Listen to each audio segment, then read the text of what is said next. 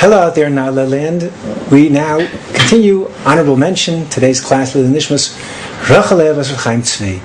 This class I actually somewhat avoided giving all this time. We've been talking about how to be an honorable mensch, how to be a person of moral character. And what is the source of all of this? The source of this is our belief in God. And this is going to be very critical. I can synopsize what we're going to say in just one line, which is, if you don't believe in God, then you're going to do what is right because you believe it's right. And the problem is, what's right to me may not be right to you. And when I say may, that's pretty liberal may, because throughout history, people do things, murder and mayhem, thinking that it's correct, and not caring about the victims. I've avoided this because you have such wonderful teachers in Na'aleh, such as Reb Heller, Rabbi David, Rabbi Reichman, who can do these deep philosophical concepts. But let me just touch upon this because it's so critical in how we conduct ourselves, realizing that the source of everything is our belief in God. How we conduct ourselves is binding because this is the way that God has ruled. Very famous is Dostoevsky's book, The Brothers Karamazov. And there's a line in that book which goes, if there is no God, all is permitted. And both Joseph Telushkin, if I'm not mistaken, Dennis Prager have made the point that people looked at this line as prophetic of the 20th century. Not true. It's not prophetic at all. It's simply cause and effect. If you don't believe in God, then indeed all is permitted.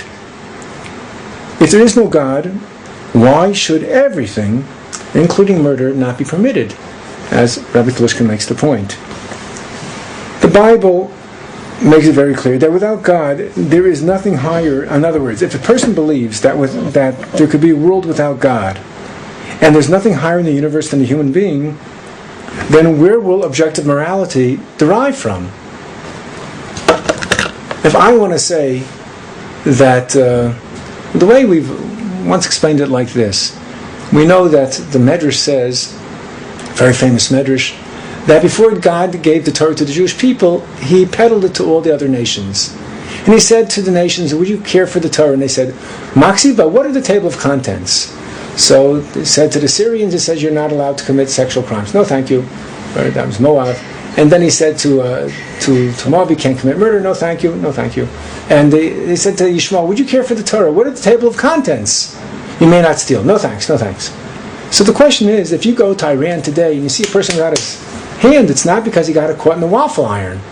It's because they've reinstituted Islamic law. If you steal, your hand cut off. So why would they reject the Torah when they're so stringent about the Torah?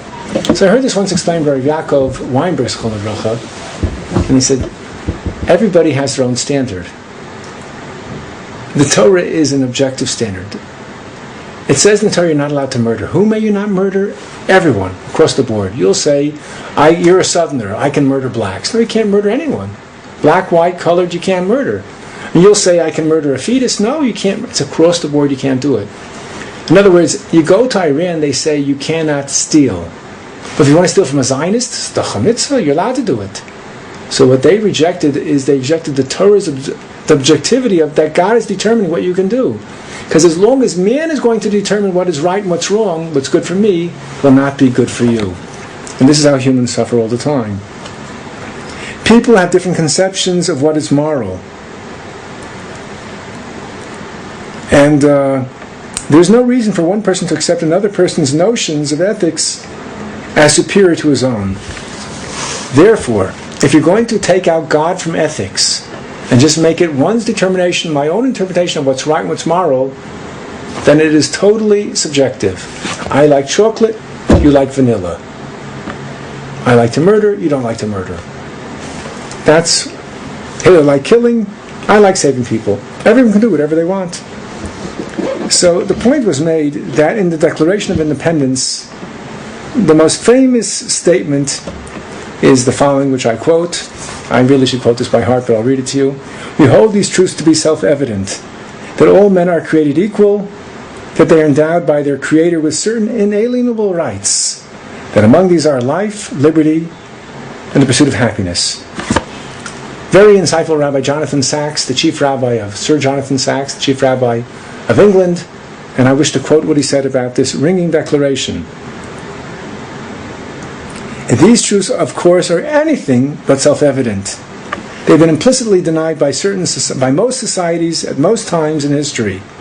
They are self-evident only to someone steeped in the Hebrew Bible. I don't know what else you can say. He says it so well. Rabbi Sachs goes on to point out of the three most important revolutions in modern history, the American Revolution, the French Revolution, and the Russian Revolution, only one had a religious component, and that was the American Revolution. Behavior in that revolution was within the realm of moral. Whereas in the French Revolution, which was totally secular, liberté, égalité, it was murderé is what it was, just killing. The Russian Revolution, which was atheist, it was inspired, it was precisely those two revolutions. I'm going to quote Rabbi Sachs again. These two revolutions, meaning the French Revolution and the Russian Revolution, which had no God component whatsoever, and I quote Rabbi Sachs,